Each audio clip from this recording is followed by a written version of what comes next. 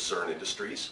Today I'd like to talk to you about an issue that we deal with frequently here at Wilkins, and that is to determine whether or not we have pressure reducing valve failure or if we're dealing with a thermal expansion condition within our plumbing system. Now the call is very typical, it's straightforward. We'll get a call from our customer and they'll indicate to us that they've recently installed a pressure reducing valve and they find that all during the day the pressure is absolutely fine, but overnight for some reason they're seeing a creep in the downstream pressure and they feel that the pressure reducing valve is defective. Well, we've come up with a way to determine whether or not you're dealing with a defective pressure reducing valve, or it could even be a pressure reducing valve that's fouled with debris, for example, or are we dealing with a thermal expansion condition?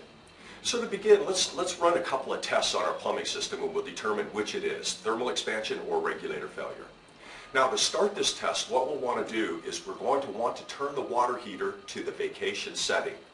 What that will do is it'll prevent the burner from firing, but it won't put the pilot out such that you have to relight it later. So again, turn the burner on the water heater to the vacation setting. Now what we'll do is we simply want to attach a gauge to our plumbing system.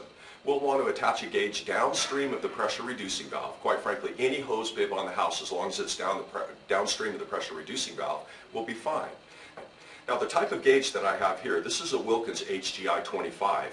And what this particular gauge has is an additional needle that will register the highest pressure that the gauge sees. So in this case, again, we'll go to a hose bib. We simply want to turn the hose bib on to relieve any excess pressure within the house. Shut the hose bib off. Again, we only leave that on for a few seconds. And now we'll attach our pressure gauge. Once we get our pressure gauge installed, we simply turn on the hose bib, and we're going to give a period of, say, 15 minutes to allow the pressure reducing valve to creep. Typically, if you've got a pressure reducing valve failure, the downstream pressure will rise very rapidly. But in this case, let's give the pressure regulator the benefit of the doubt. So we'll wait approximately 15 minutes. After that 15-minute period, we want to come back and take a look at our gauge. We want to see, has that gauge risen beyond the set point of the regulator? If it has, obviously we do have a problem with our pressure reducing valve. Most likely it would be fouling with debris on a new installation, or with an older installation it could be that the regulator has failed, i.e. worn rubber components internally, and the regulator would need a repair kit and brought back up to service again. On the other hand, if we see no rise in pressure, we now have eliminated the pressure reducing valve as the cause for the pressure rise. So what we'll want to do is run a check to see if it is thermal expansion. Now for the thermal expansion test, we want to go ahead and go back, turn the water heater back to its normal setting. Whatever you have it set to previously, be it 140, 130, whatever it was, go ahead and turn that water heater back on.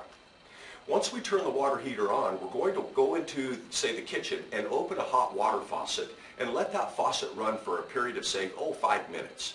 What we're trying to do is deplete some of the water within the water heater so that the burner will fire and that water heater will cycle.